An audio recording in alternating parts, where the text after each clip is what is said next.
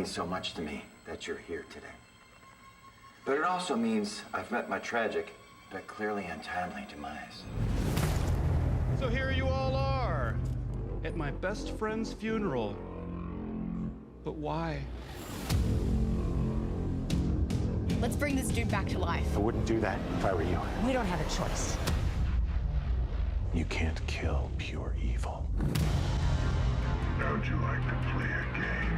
He's gonna kill us all. We need to do something. Sequels are the lifeblood of the horror genre. We are the final girls. They don't kill us. Guys, I think she's dead.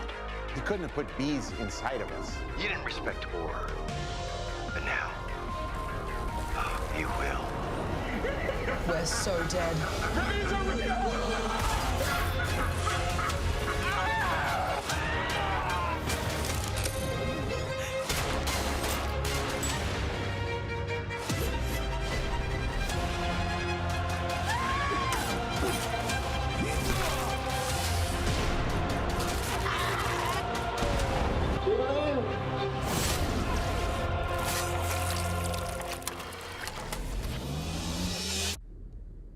That's pretty good. Wonderful. Thanks for chatting about this.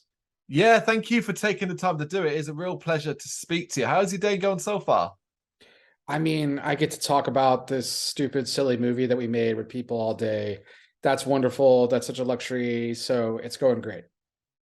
What are you currently up to? And has 2023 been a busy year for you so far? Yeah, it definitely has. I mean, so we released 3 movies end of last year. October was Old Man with Lucky McKee. November was Blood Relatives that Noah Singham directed, who his first directorial effort was in the first Scare Package.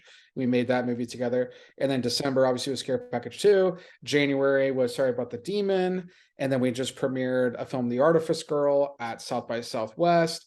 That's coming out now, April 27th. And then we just premiered at Overlook Film Festival, the Trim season. That will come out later this year. Yeah. And then I've got something else, something big I'm working on that we'll see, but looks good. And I've been doing a lot of writing, and we're just making the most and living. I mean, I'm living my dream. I mean, honestly. So it's really cool. It's really cool. That's all we ever want to hear, that you are that busy. I mean, it's ultimately the most pleasurable thing to hear, that you are being kept that busy. Oh, thank you. Yeah, we're definitely, I mean, we've made, since Scare Package 1, I think we've made another 10 or so movies, so it's definitely been a lot. But at the same, I mean, there was a little period where I was like, okay, it's kind of like in junior high, I remember walking in the lunchroom and it was like, okay. And one day I got to sit at like kind of a cool lunch table, and I feel like in the film industry I finally got to sit at the cool table, and now I'm like, I better just keep making movies before they kick me out. They realize I'm not supposed to be here. I don't get to sit here, and some of that kind of goes on. But yeah, I mean, and I think now we kept going, and now we kind of have our own table, and that's been really, really cool. And I get to bring other people into that table and say, no, you're worthy to sit here too. And we're all doing this together. And it's just been kind of a wonderful experience. Yeah.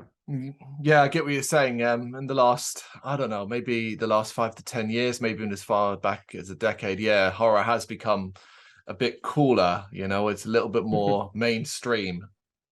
Yeah. I mean, look, I think it's always been cool. Like, I mean, but there is like I think finally it's kind of breaking through in some regards. But I think part of that is just because I think folks are starting to dissect it more. Mm-hmm. Whereas I think there was this group of people that exists, which is honestly a big part of like what Sam's character and a little bit of Rad Chad's character in Scare Package 2 is about, which there's some indignation of horror's not a B movie. That they people look down on the genre in some way, elevated horror, like what the hell does that mean? There's not elevated drama. There's not elevated comedy. It's because they're starting at a place where they think it needs to be elevated. And I think there's a misappropriation of like what's here, and like that horror is a reflection of our society. There's so many amazing things that have been said, through horror films, so especially from the 70s and the 80s, and what's going on. And I think now, you know, people are starting to recognize that a little more. It's taken a little too long, but I think it's always been there. It's just not everybody was looking right, and peeking around the curtain to realize, like, oh my God, like that's what John Carpenter was doing. Like that's what the thing is not about this, you know, a dog that turns into an alien or whatever. Like it's about identity, and it's about race relations. It's about like crazy shit, you know? And I think, you know, we have to start to, there's good discussions that are coming out of that now, finally. Really well put. I mean, I completely understand what you're saying. I'm always nervous about the rug being pulled out from under us, so to speak, to a certain degree. You know, whether it be you have someone like Jordan Peele doing incredibly detailed and elevated horror, if you want, but in the same time, I remember the mid-noughties and the oversaturation of, say, found footage and things like that, and remember how the pushback on that. So I'm always kind of nervous about it. Yeah, I mean, look, but I again, I think that happens in every genre, though. Like this idea that, so like in the 80s, it happened because they're like, oh, okay, Friday the 13th, this is so successful, Halloween's so successful, we can just put a mask on someone and put some cool key art, and people will go see it, and they could go straight to video. And yeah, there was a market for it. I understand that, but the same thing happens in dramas and comedies and action films and all this, but they don't necessarily have the negative moniker that comes with this. I think anything that has success, there'll be those derivative forms of it that are going to pop out. And I'm not denying the derivative forms. I mean, hell, the scare package movies are poking fun at those derivative forms, right? So we're very much acknowledging what's there, but at the same time, we're also bear hugging them. You know, we're saying like, look, I love this, but like it's silly, it's a little ridiculous in what's there. And I think, you know, finding that balance is what's fun. But I would contend this exists, and not just in film, it's in anything that's popular. There's going to be these copycats. They're going to try and follow in those footsteps to make money. And so, yeah, they're not going to recreate Blair Witch. You know, they're not going to recreate The Exorcist. They're not going to recreate Friday the 13th. Even though Friday the 13th itself was kind of that, you know, to some degree, but, or maybe Halloween's a better example of that. But like, yeah, they're not going to do that, but there still was something really fun about what was happening in those eras and what we're doing. And I think now getting to comment on that, and those sequels that exist are the reason why the Ari Asters and the Robert Eggers and the Jordan Peels are making the types of movies that they're making now, right? And they'll be the first to tell you that, you know. So anyway, sorry, on a rant there, but yeah. No, it's fantastic. Your knowledge, want to hear about that, particularly as I want to state, for those that do not know, that you, alongside an incredible team, the likes of Cameron Burns and so on, you're the creator of the anthology comedy horror Scare Package and Scare Package 2, Rad Chad's Revenge. Two of the finest anthologies, modern anthologies I've ever seen. Anthologies can be incredibly difficult to work with, you know, and Creepshow, for example, is still the bar setter. So to even get close to that is impressive in itself. So I want to ask you then, and we got to go back to the earliest days of conception, and it's basically what your vision looked like when you first set on this path. Yeah, you know, well, and first, I completely agree. You know, I think Creepshow, I love some of the early Tales from the Crypt as well, and what was there, but Creepshow, just like, it was like, oh my God, like what's happening? And they were working with the best filmmakers in the world that were coming together to do that. And because of movies like Creepshow and even the reinvention of this. So when we started first talking about scare packages around 2016 or so, and there had been this resurgence. You know, the VHS2 had come out. I love VHS2. I think what Gareth and Timo did, their segment Safe Haven, is one of my favorite short films of all time. You know, ABC's of Death was popular. There was a little bit of Southbound, I thought was a really great anthology. So these were popping up, and I was like, guys, like, I don't want to compete with that, you know. And I knew the Creepshow TV series was coming too back with Shudder, and I was like, why are we trying to compete with this? Like, doesn't make sense. And Cameron, to his credit, was the one who's like, no, I look, we know all these filmmakers. We know we have a structure. We have a way that we can finance it smartly and save money. The dollars go on the screen is always our motto. We make our movies for less than everyone else, and people are shocked at how little we're able to make them for. And so finally there was like a weekend and I just watched, I went back and I definitely have an extensive knowledge of these films, but I made kind of a little OCD and I made like a spreadsheet and started watching them, and I marked down the things that I really liked and where I thought there were opportunities. And I started to notice a trend where I loved the comedy aspects of them. The funny segments always stood out for me. And I was like, oh, but then there'd be like this really dark segment and started to kind of take me out. And I was like, okay, well, that's interesting. So I'm liking that. But then I also noticed that I would get sometimes a little frustrated where it's like, well, like we get like a segment would end, then you go to this wraparound. I'm like, just get me to the next segment, And I was like, okay, well, that's an opportunity then. Like, how do we inverse this? Where maybe if a segment's frustrating you, or, heaven forbid, then you're like, I want to get back to this, and what could be there. And then I liked when I researched some of the older anthologies, they were breeding grounds, for up and coming filmmakers. And I was like, let's not necessarily hire the filmmaker that's like doing us a favor to do a segment. Let's hire the filmmaker who's like, this is my shot. Because when I produce a lot of movies too, and in the producing side, many times we like to hire, they've never been a production designer, but they've been an art director. And it's like, okay, well, I'm going to make you a production designer this time. So that way we're giving you those opportunities to really shine. And I think we try to take that same motif when the hiring of the directors themselves to kind of work within this framework. And once I put that together, it was like all comedy, let's really have a wraparound that is its own standalone story. Let's find a way to creatively go in and out of each of those. And then I was like, then the through line was tropes. And the original title of Scare Package was Tropes. And the idea was each segment subverts a different set of horror tropes. But then as I'm researching, it's like, well, there's no bigger horror trope than, well, one of the bigger horror tropes, not no bigger, but one of the bigger ones is the title of these things themselves. So I think of Silent Night, Deadly Night and Shopping Mall. And I was like, well, then now let's do our own punny, tropey title. And we landed on Scare Package. And then that got me excited. Like that together, I was like, I can see this now. It feels different than the other anthologies. It feels achievable. And also it's going to be a lot of fun to make. And it was, and has been. Yeah. Did you even back then think or plan or prepare for ever doing a sequel? Was it part of the vision, or was that, okay, this has gone so well, we can do it? Oh, not in the slightest, not in the slightest. Like this was all private money. There was no Shudder involved. There was no anyone involved. I put a lot of my own cash in. We took a huge risk. It was, because I hadn't seen anything like it. So there was no comp, there wasn't like, I could say it's like this. It just, there wasn't anything in that same world. And I was like, we're doing this different.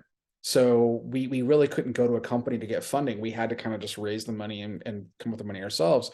And so when it finally landed on Shudder, and then the Last Drive-In, Joe Bob Briggs show, and all this happened, and we played a bunch of festivals, we were like, oh, whoa, wait a second. Like, this is catching on, and then Halloween, people are dressed as Rad Chad, and, there's Devil's Egg and Paler Mask that people are making, and there's tattoos. And I'm like, whoa. Okay. So we've touched on something here.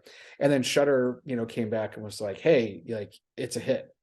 It's been streamed so many times. We didn't know the numbers, but it was one of the most streamed films at that time in the summer. And they were like, we want to do something with this. And Cameron and I are like, oh shit, but we killed everybody. Like, what are we going to do? So we had no intentions of this. But we had so much fun. There were a lot of filmmakers that we wanted to work with that we didn't get to in the first film. And then it was, and I was like, how do we challenge ourselves to do this differently? But there was no intention going in to do that whatsoever. Yes, I find that part fascinating. Challenge yourself to do something differently. Now, I want to talk about that in a minute. But before then, I've got to go specifically to the first film, the first Scare Package, and basically the biggest challenge you faced with making that film a reality in the end. What was it, and what did you do to overcome it? Yeah, honestly, I think so much of it was the logistics of how to, like, people sometimes think an anthology is, okay, let's just make 7 short films individually and then put them together.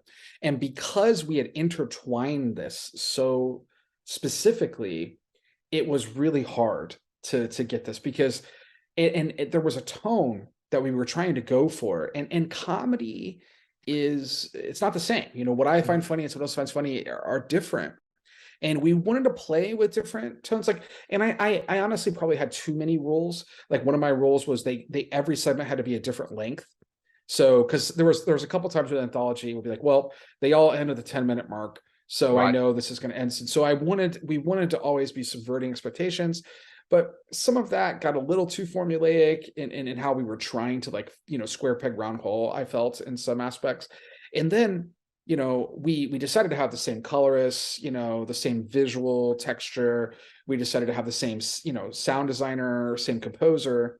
And while that was really smart in that it adds cohesion, it's very difficult to go through the lines. So it's like, when you're making a film, you have these things called deliverables, right? You're creating all these legal assets that have to go with each piece. So you have to, like, do that and then do it again and then do it again and then do it again. It's not like it all comes together, you do it once. And then when all those are together, then you edit it into the main thing and then you do the whole thing one more time. And it was like a lot. It was definitely a lot. And just managing, you know, these are people who we're not being paid, you know, no directors are being paid money to make these, right? We're all just kind of doing this ourselves. Like, I've all I've done is put my own money into these movies. Yeah. Never made it, you know, it's we have investors who have made money, but, like, it's not, you know, we're just here to try and make something and get it out into the world. So it's hard when, you know, everybody's kind of giving up their time. You know, you got to find that balance of, like, is this really fitting the way you want? And how do you kind of pull this along? And you're making certain edits and cuts. We even had one segment in the first movie that got completely cut and didn't make the film at all. And they go too long. I will say, I think the first movie's a little too long.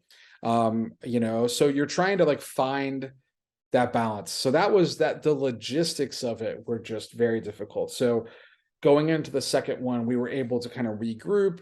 The directors had more knowledge of what each other was doing. We had a more clear kind of deliverable schedule and cohesion with that. And Alex Uding, who's one of our producers and is the main editor of the film, just was so integral, and, like, him running that process for us as, like, the post supervisor as well. And he's the unsung hero, I think, in Scare Package, for, like, how he's able to coordinate everything and help put that together as we're kind of making those decisions. So it was definitely that was just because it's tough enough to make the movie, you know, but it's like, it's just getting all those schedules together. And we got very busy as a company. I got very busy as well, you know, as a producer and director. So it was just it was kind of a nightmare. Yeah. But then you say that you start work on Rad Chad's Revenge. We're doing the second one, and you know, you have to follow a certain sequel rule, which is it's got to be bigger, it's got to be badder, it's got to be better. The 3Bs mantra, bolder. So that's a totally different challenge. So what was the biggest one for that? I mean, I think for us, it was, so we felt like we surprised people with the first Scare Package. So it's like, what are they expecting us to do? And then how do we subvert that? So to me, the easy answer was go back to the video store and have Rad Chad put in tapes forever. And we can put a tape in, we can play a segment, and boom, we could just make these movies forever. Yeah. And so, yeah. And I was like, so because that was the easy idea, that meant it was thrown out. You know, that's one of our rules. It's like, nope, you can't do it. You know, we got to challenge ourselves to do something different. So I was like, let's talk about a different era of horror. I thought the 90s and 2000s period was very interesting, where there were new things that were being tried. There were things that were failing. There were things that were working. There were some found footage aspects. There was, like, the torture porn kind of side of things. There was, you know, the Japanese J horror was really kind of, like, becoming something. So there were some fun things to kind of talk about. And so that became, you know, one of the new kind of North Stars within that. And then I think the biggest thing was just realizing, I was like, okay, wait a second. Well, we killed all these characters. Like, how do they come back, or what are we going to do? And I was like, it's the horror sequel. Like, that's, of all we're talking about tropes. There's no bigger trope than the absurdity, than that Jamie Lee Curtis can cut off Michael Myers' head and H2O, and we could just be like, never mind, it was the ambulance driver, right? Yeah. Because we want the franchise to continue. So let's lean into that aspect of it, because it's what happened. It's exactly, the meta is true. we made this to be a standalone film. It was a hit. Now we need to make a sequel, which is exactly what happened in the 80s and the 90s of these horror films. So rather than trying to like perfect it, let's lean into it. And I remember that summer when I was writing the main story, I was watching a lot of the Saw movies, shockingly, and getting preparation for Spiral, because I was excited to see the new Saw film with Chris Rock. So as I'm watching that, and I realized I must have like blacked out or something.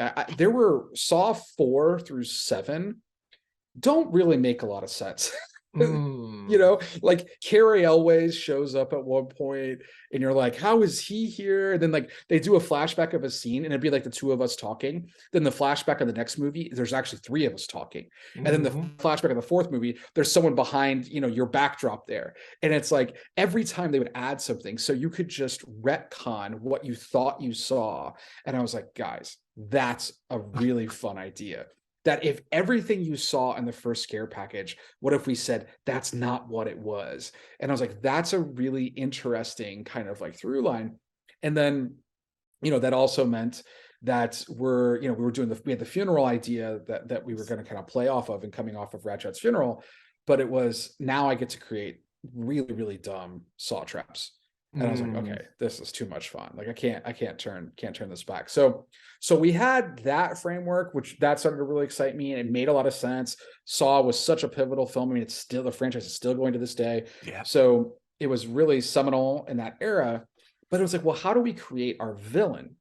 And talking back about the horror stuff, I was like, well, if people are demonizing horror and you have Sam, who kind of ended up being a little more evil than I ever intended him to be in the first scare package, because he's just so funny in the way he would peek around the corners and the way he would do this. And I was like, why don't we just lean into this? And that Sam never got hired at the video store. He's now pissed off. And he's even more upset that people are not respecting horror. That's like, you talk down about horror. Horror is great. And this idea, this kind of concept that we had was, like, if you don't respect horror, then we're going to bring the horror to you, you know? Like, we're going to put you in a horror movie, and now you have to respect it because it's going to scare you in real life, you know? So that was kind of the thing. And I was like, that's so stupid, but also kind of clever in its own way, that I thought was really, if we can call ourselves clever, I thought it was just like a funny angle to get in. And Sam, played by Byron Brown as character, was just like that perfect vehicle, I felt like, to like wheel out there, you know, and have this like indignation about all of this. And it started to write itself really fast after that. Well, it's funny, really, because as you say, quite villainous in the second film, even to an extent in the first to a degree, but also quite relatable for anybody that maybe obsesses over horror, almost like an internet fan to a certain degree, where screaming and shouting down anybody that's got a different opinion about certain things. That's, I think, is where you get that comedy from, to take them away from being overtly horror villain. Oh, 100%. I mean, there is definitely a commentary about fandom gone awry, you know, and that's part of what that is. And because that frustrates me on Twitter, you know, I think fandom goes too far. And one of the things that we talk about, there's a moment later in the film where Kimmy, played by Shakira Janae Pay, who's wonderful, she has a line where she's like, hey, there's no gatekeeping here. And I wrote that because I'm like, there were some people, I remember after the first scare package, I went to a couple festivals, and we were talking, there was like a Q&A, and I can't remember where it was, but we went all over the world with that movie. And someone was like, you know, they said, oh, hey, this was a reference to this. And then someone talked over, like, no, that's a reference to that. And they're like, what? And then they started arguing. And I was like, hey, like, this is not the time to be looking down on them for not getting the reference. This is your opportunities to evangelize what that reference is, right? So I see a critter behind you, right? And and Critters is one of my favorite films. I love Critters too. I love what Mick Garris did there and everything too, especially. I think it's just so much fun. But like, if I had a scene where there's a ball of people rolling down the hill and they're coming through, and somebody's like, oh, this is a Critters reference, like, my hope is they'd be like, wait, what? How does that happen? And that, then somebody would go and watch Critters 2, because that's what it is. So our little kind of like side motto ended up being like, it's gateway, not gatekeeping, right? And I think that was a big part of it. Yeah, absolutely. It's related to Critters, but a bit off the wall. But I watched, you know, I will watch a show called American Dad. If you know that show, the animated show American Dad. So Scott Grimes, who plays main character in Critters 1 and 2, voices a character now. And I remember saying to my wife, and we'll go back many years, and saying to her, "Oh my God, that's Scott Grimes. He played Bradley Brown in Critters 1 and 2. My wife had never seen Critters. I'm like, okay, we're going to watch them so you can see it, you know? She ended up loving the movies. It's just a gateway thing. 100%. So when someone's sitting there and you see, you know, Graham Skipper gets skinned, you know, and it's there, and it's like, oh, that's like a Hellraiser reference. It's like, whoa, he's wearing a suit. That's kind of funny. And it's like, well, actually, that suit is a reference to the suit that they wear in Hellbound, Hellraiser 2. And they're like, really? It's like, yeah, there's actually a person's skin like drinking wine and stuff in that movie. And then that person's like, I want to see that. Now they're watching Hellbound. And now I, who grew up in a video store, I worked at a video store, and I used to push these movies onto people. Now I've created a movie that allows me to still push movies on other people. So when you're done watching Scare Package, hopefully you're going out and you're watching these other horror movies at the same time. I almost feel like you could do a version where you almost have a counter in the bottom left-hand corner for a reference with the name of the title, so people could then list what they need to go and watch. Well, it's very apropos of you saying that, Carl, because so in the Blu-ray, which is what we're talking about, coming out April 11th, in the Blu-ray, I created that. So not just a counter, it's basically, there was a show back in the day called on VH1 called Pop-Up Video, and you'd watch a music video and it would pop up and tell you all these little interesting tidbits. So we did a horror version of that, and every time there's a reference, and maybe it's a regular film reference, like we have Drive and all kinds of random stuff in this movie, but whenever there's a reference, it pops up on screen and it tells you what the reference is. So you can, on the Blu-ray, you can rewatch Scare Package, and you will find there are so many more references than people even know. And it just kind of became a fun way to say, like, look, this is actually this, and this is actually this. And I think it'll make it even more fun to kind of explore. So exactly to your point, we have created it, it's on the Blu-ray, and it's even one step further. Yeah. Fantastic. Did you always have, so we've talked a lot about horror here, but we really must stress this is comedy horror as well. And it is I keep laughing as we're talking here because I keep getting memories of many of the scenes. You talk about Graham Skipper being skinned, and I love Graham Skipper. So when he appeared in the movie and then that happened to him, I just laughed and laughed and laughed. But ultimately, a lot of that comedy is based, or at least held together to begin with, by Jeremy King and Byron Brown. We've already mentioned Byron Brown. We've got to mention Jeremy King as well. Did you always have them in mind to play Chad and Sam respectively? And what do they bring differently to your vision of the characters? So Jeremy is the one actor who's been in every single thing I've ever directed, right? And we bring him in other movies too that we produce as well. So he's just someone, he kind of helped the character of Rad Chad. We made a short film. It's not very good, but it's called The El Chupug Cabra. And it's about, and the L, it's deliberately dumb, but Jeremy plays a dad who his son adopts a pug, and the pug turns into a chupacabra, and we call it Chupug Cabra. And he wore a bolo tie, and it was just a thing. And he said his last name was Buckley, and we said that. So then in Camera Obscura, my first feature, I wrote a part where there was this thing called Tad's Hardware, and he was Tad Buckley. And so we kind of kept that going, and he wore a bolo tie. So then when I thought of the bolo tie and what was there, and then I was thinking of a horror expert, I was like, well, there's a very famous bolo tie horror expert that I could put in this movie. So we kind of reverse engineered it. And I was like, why don't we lean into him becoming this like Joe Bob Briggs, like iconic clone, and what's there? And that started from, again, Jeremy picking the bolo tie, you know, and what was there. So that character was written 100% with him in mind. It just made sense. He fit the motif for me. Like I know his style of comedy so well. We've been friends for so many years that I can just write for him, you know, pretty instinctively. Now, Sam was a little different. There was a couple people in Austin that are part of this, in Austin, Texas, where I'm mainly based out of. There's a good improv group of actors that are just really, really funny. And I've known Byron Brown for a while in that group, and I couldn't decide, you know, there's a couple different people we were looking at. And then when I met Byron and then he started to kind of do his riff, I was like, this is it. Like, this is really it. So I didn't write it necessarily for him. I knew it would probably be someone in that group of comedians, and I wanted one of those comedians to be in it. But then Byron just took it to another level. And then once I saw him on set and he was doing things, we just kept adding scenes for him because he was a smaller part at the beginning, and then obviously became bigger in the sequel. And then if I am so lucky and find folks like yourself keep talking about this, maybe I get to do a third one, and he's an even bigger part of that. So we should say, I mean, they are incredible in the roles they are. But sticking with the sequel, the cast overall is incredible. I mean, I can't list every name, but the likes of Zoe Graham, Rich Sommer, Kelly Maroney, Bruce Davis, Maria Olsen, Dustin Rhodes, Graham Skipper, we've already mentioned, and so many more. You assembled an incredible cast for this film, but more importantly, people that clearly were very game and up for your vision.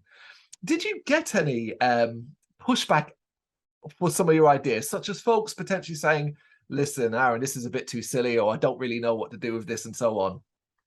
I think, I mean, in the first care package, there were some people who were like, wait, what's happening right now?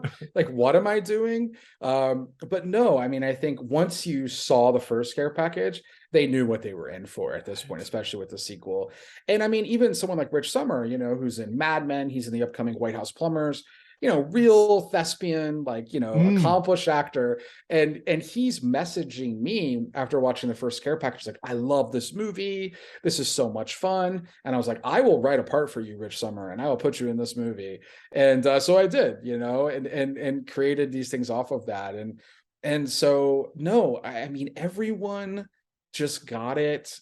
We had such a wonderful time. You know, I mean, I'm having Kelly Maroney, iconic Kelly Maroney, vomiting acid on my friend Jen Rader, you know, who's in Killers of the Flower Moon, the new Scorsese film. And it's like, and I'm turning into like a pile of mush, and everybody's just clapping and laughing and just like celebrating after we pull off this huge vomit fest thing that we're doing.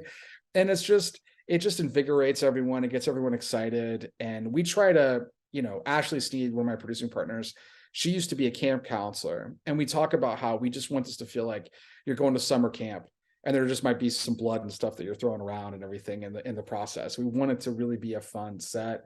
And it was hot. I mean, it was super hot, 100 degrees, you know, in Oklahoma City in the summer.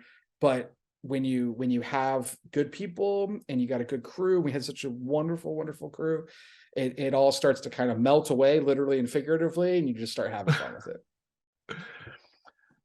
Everyone's going to have their own sort of history with certain actors and so on to a certain degree. There were some I recognized quite significantly, with others I was less sure about. It's all about learning and then discovering what they're doing. As we keep going back to, I'm going to mention one more time, Graham Skipper. It was weird. Just before I watched Scare Package 2, I had a week before, I think I'd seen a movie called The Leech he had done it.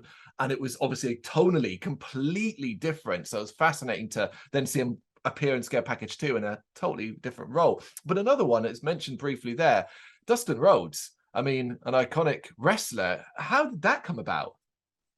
Yeah. I mean, so I knew that we were going to have this big, I wanted this big, iconic Voorhees-esque, you know, masked killer, but I wanted to see the eyes, and I needed someone who, so a lot of times with the killers, people will cast like an afterthought, you know, and it's like, and if you look at like what Kane Hodder is doing, like if there's so much movement, there's little head turns and tilts, there's just things that they do that I think is just really, really special. Yeah.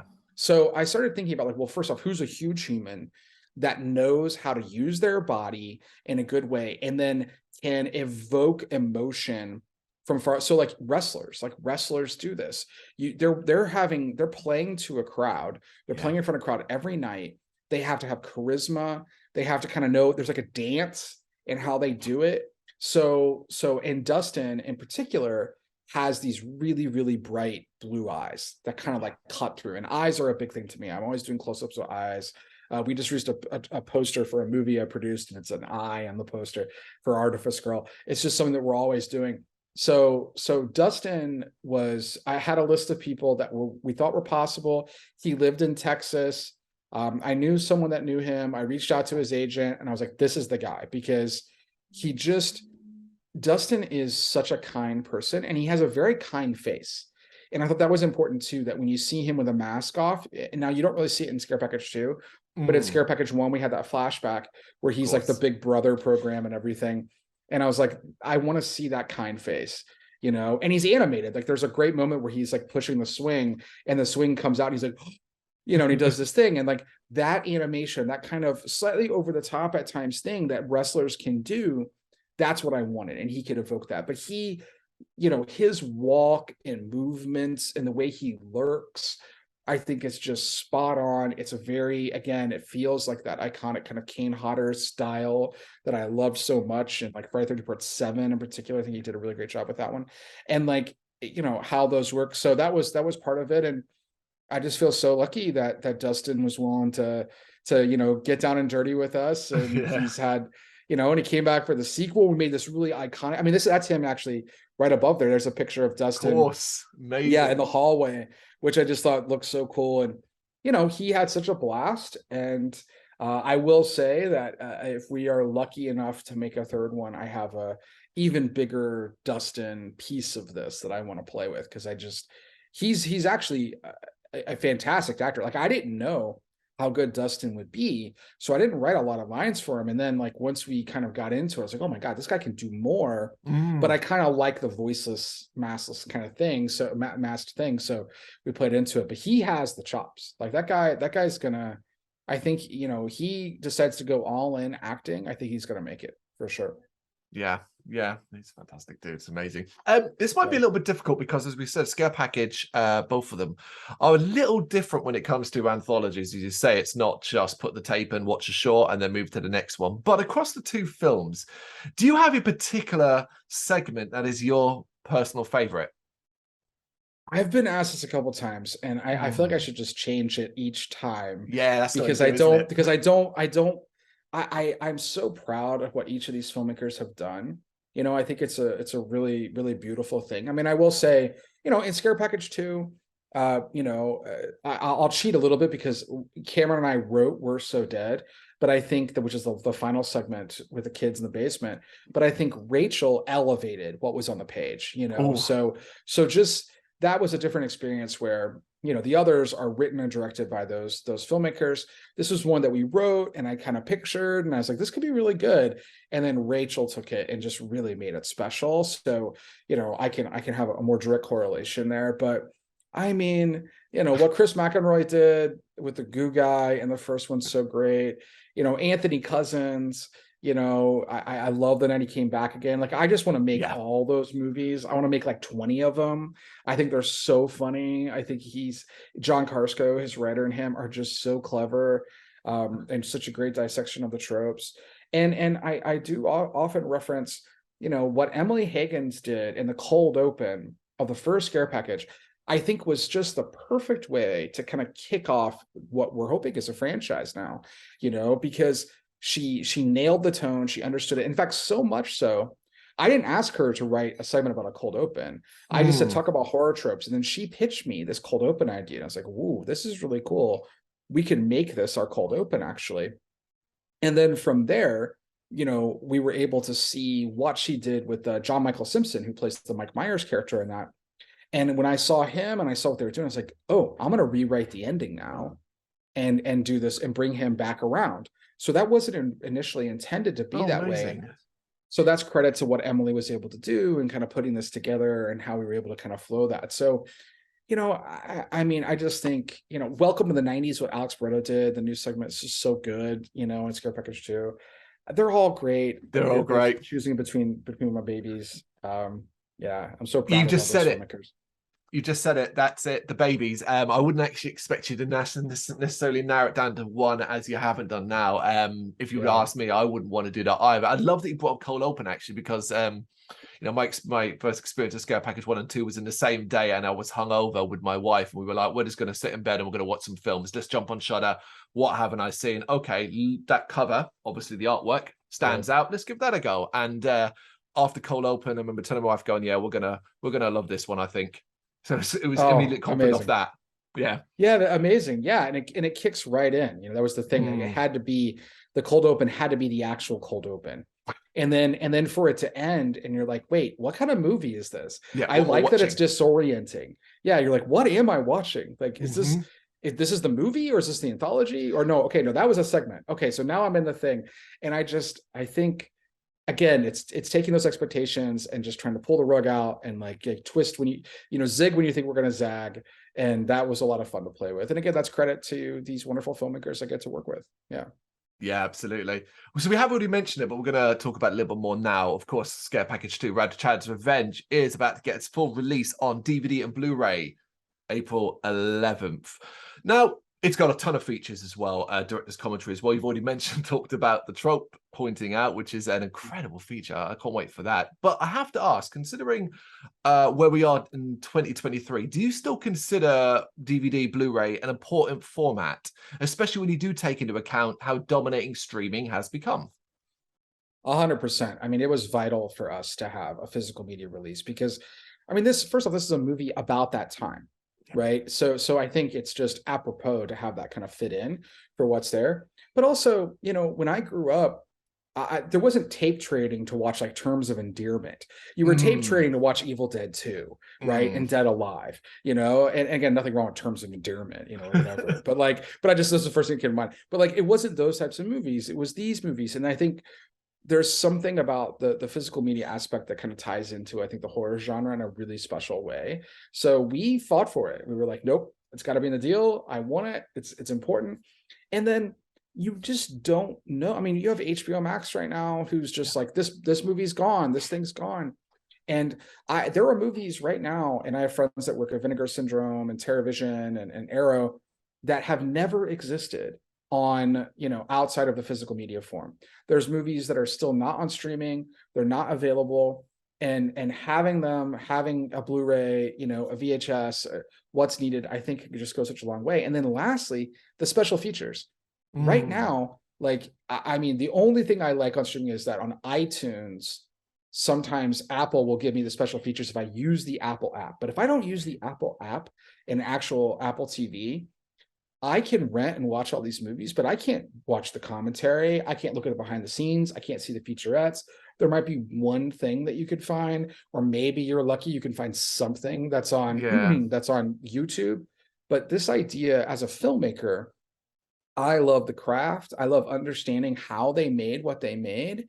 And I want to sit down, watch the movie, dissect the movie, understand their processes of this. And that comes when you have that on physical media, and you have all these special features and you get to get insights that you would not normally have. And I think that's really special and important. And then that thing no one can take away. Like, that's yours. It's never going away. You can pass it down. You can lend it out, and nothing's going to happen to it. And I think that's really special. Did you push for it? I did. Yeah. We made sure that like this is going to happen. Now I will say Shudder was on board. They know that Scare Package 1, and we did well in physical media before. Like, a lot of people, bought it because, again, and we did a VHS version, which I'm hoping to do as well this time and stuff. So those things are fun. And so I'm not saying they weren't on board. They were on board with us, but there was no scenario where I was not going to have it happen. Like, we would have done it ourselves if we had to, because I just think it's important, especially with movies like this.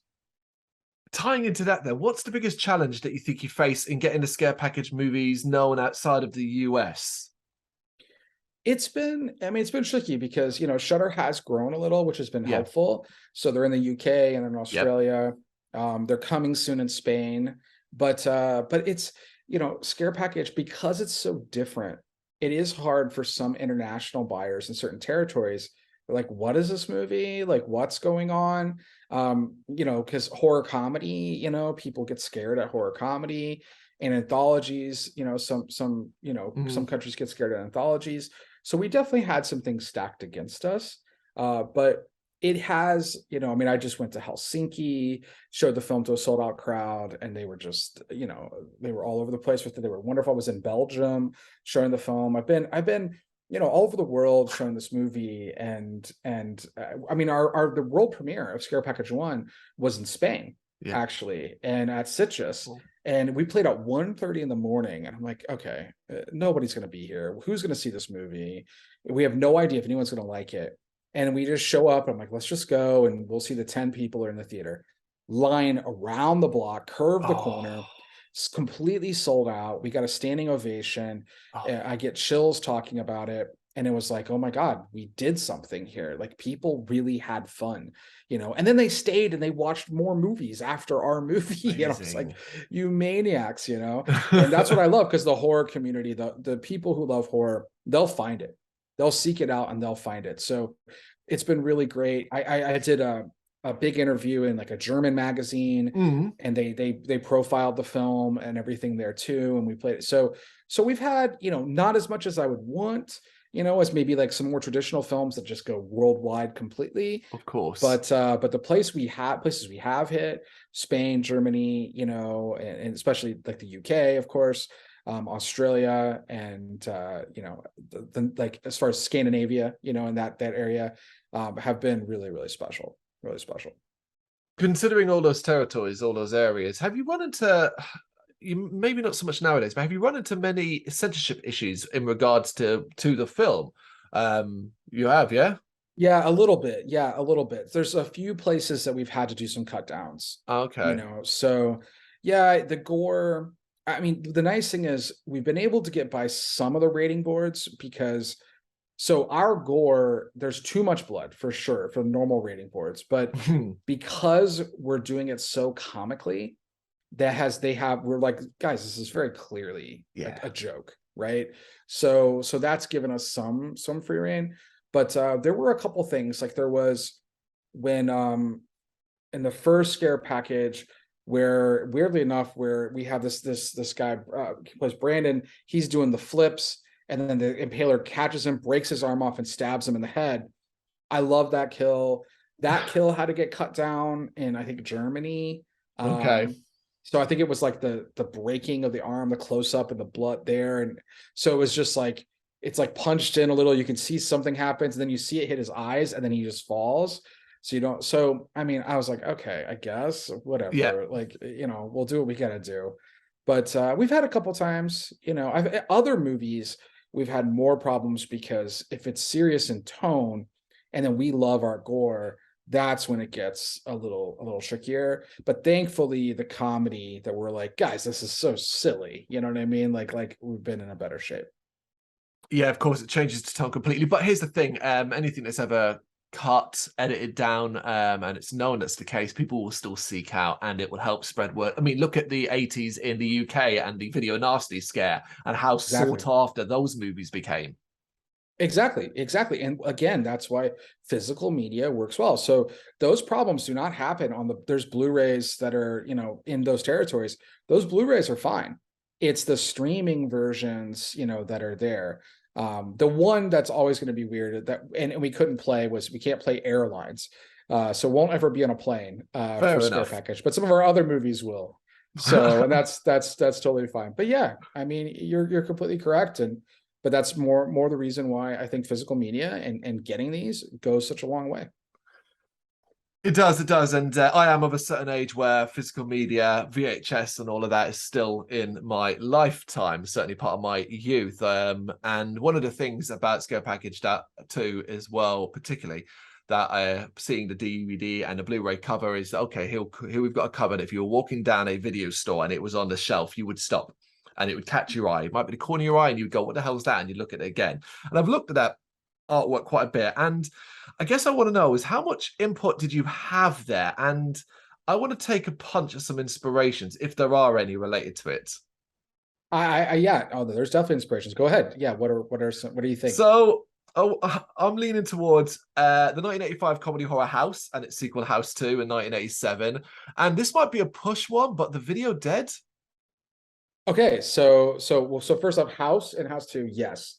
House 2, the second story, I think is one of the most clever subtitles ever. You know, I think that's just so, I'm just like in awe of how great that is. But so The Video Dead, that was one that Mark Schoenbach, who's my artist, he brought that up as well. So we did talk about that. But actually, you know, I have no artistic talent in that regard, but it was my design. So the idea, the concept of it, which was we had this, I wanted a hand that was grabbing a tape off of, you know, Alpha Video shelf and what's there, because exactly what you said. I mean, I grew up, I worked in video stores. right? So I loved just going, and I would rent movies all the time just because of the cover. I was like, ooh, what is this? Yeah. And I would pick those up. That was a regular thing for me. So that cover had to fit. But how did when we first were designing the cover, it was like, how do we design this so that it's a comedy or that it's meta? So that's when we did the cover within the cover within the cover.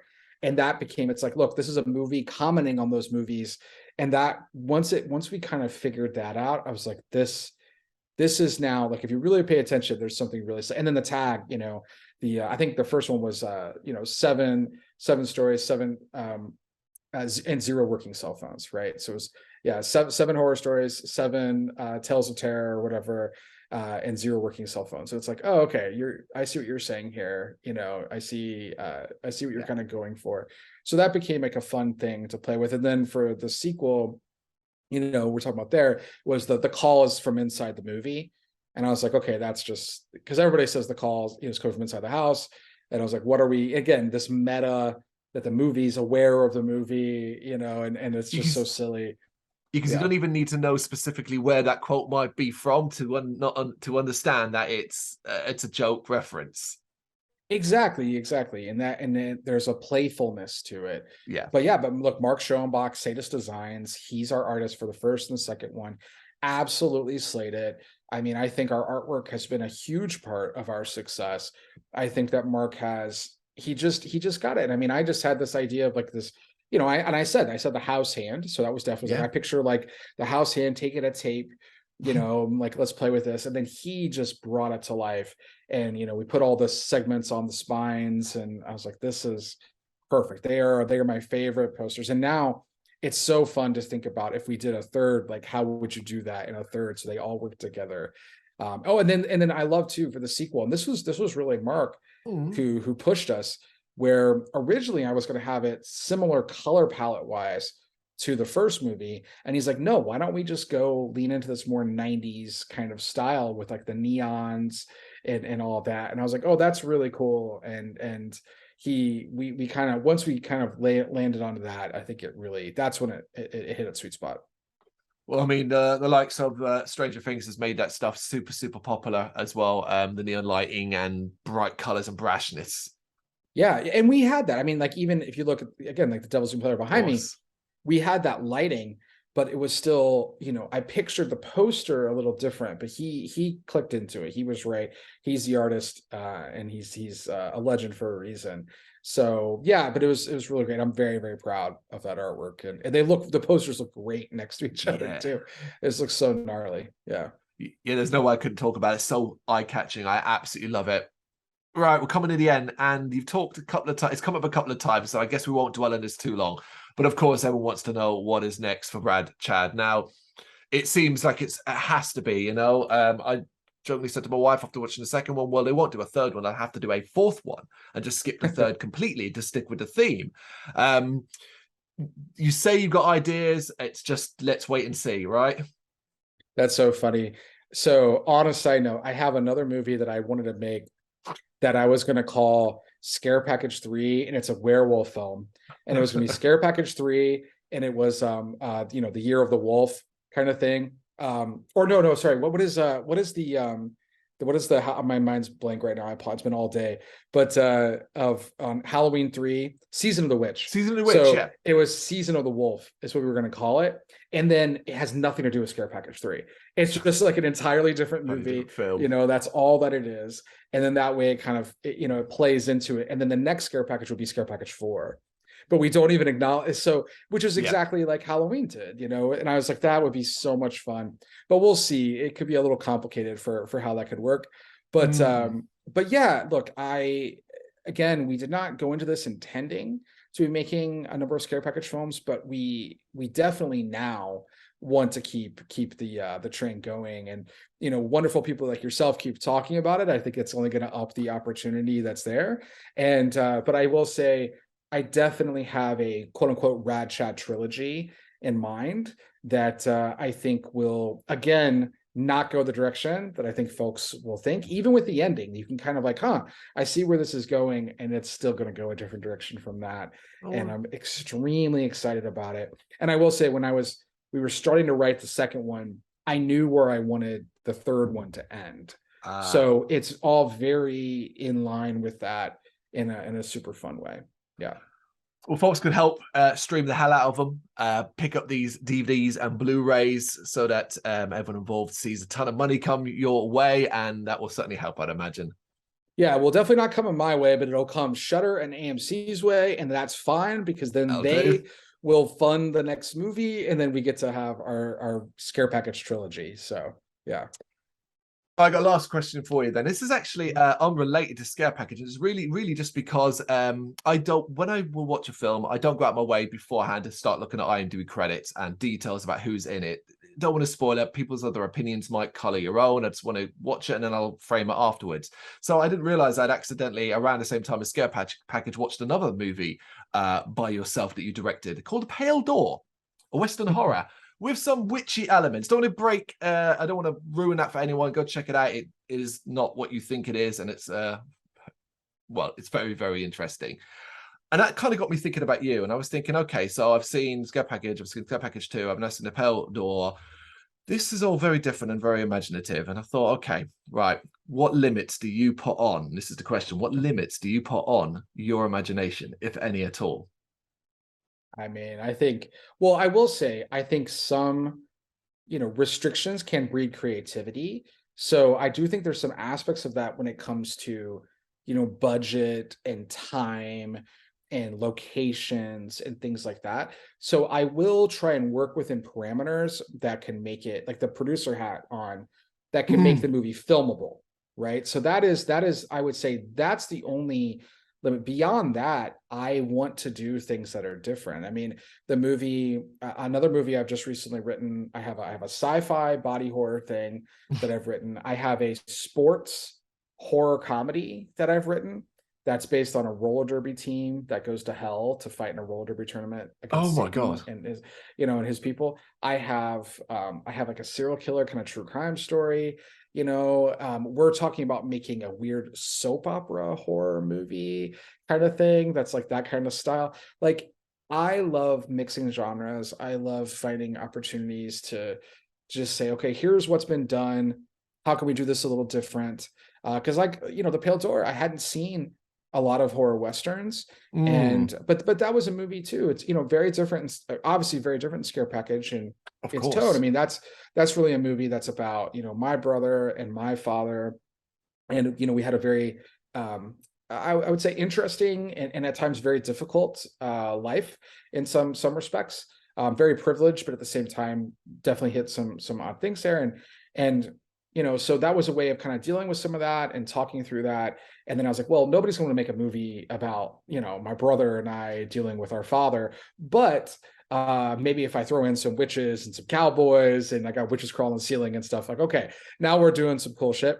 And, you can really do something fun there. So that, and again, that's what I think the beauty of horror is you can tell this deeply personal story, but then I can go to the buyers and be like, it's cowboys and witches, and they get excited, but it's really this personal journey that I'm wanting to kind of get out and talk about. My brother watched that and he cried, and and it was like, very, very connective thing for us, and it meant a lot, so it's that's what's important. I mean, I think you watch movies to be an escape, right?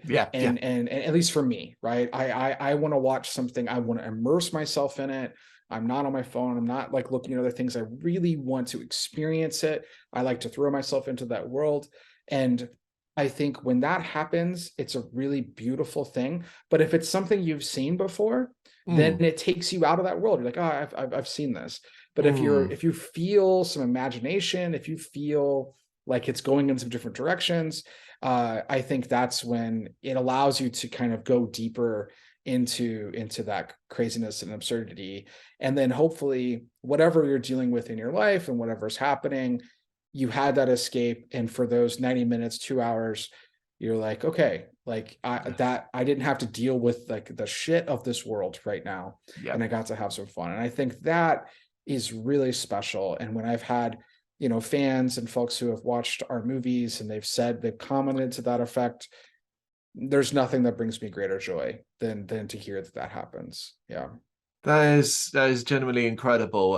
That anybody can take such a thing from a film, particularly in this day and age when you're distracted by everything, as you say, your phone goes off, you know, you've got to check social media and so on.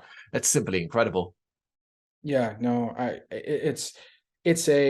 feel so lucky, and I feel just, it's like, you know, like, it's like I said, I'm doing what I love, I'm living my dream. And at the same time, somehow there are people that I don't know, someone in some city, some country that I've never met, and they're watching something, and it's some stupid little joke that I texted Cameron one afternoon, and now they're laughing about that, and they're enjoying themselves that day, and I got to bring that into their lives. I get chills thinking about it. It's the best feeling in the world, because that's what I was as a kid, and I still am. I still do it. I watch a movie and I get so into it, and I feel so connected with who made it. And it's like the idea that I can do that for someone else is, what a luxury. What a luxury.